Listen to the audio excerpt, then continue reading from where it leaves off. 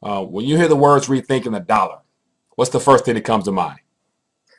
Very important thing to do because we've lost sight of not only what the dollar is, but even what money is.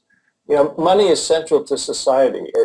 It's what enables us to interact with one another in a way that, you know, we can improve our situation. You know, that's how society works. We work, we save money, we go into the marketplace, to use a generic term, and interact with other people.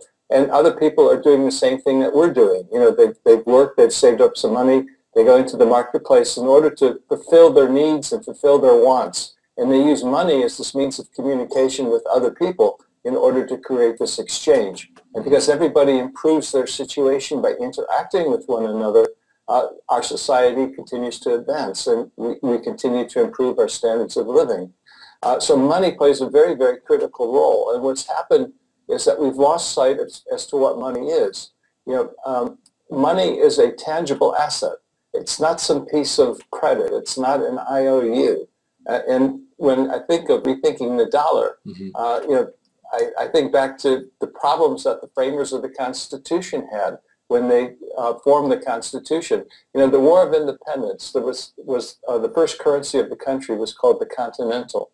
And the Continental collapsed in a hyperinflationary blow-off, just like the Deutschmark did the Reichsmark did in Germany in the 1920s, or more recently, like Zimbabwe did several years ago, or what's happening now in Venezuela with the collapse of that currency.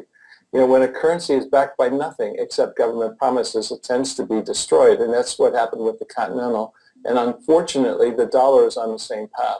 So as part of this rethinking of the dollar, we have to look at what money is in its broadest sense, but also think back to the problems that the country had at the very beginning, what the framers of the Constitution wanted to accomplish, and was pretty much in place until 1971 when everything changed.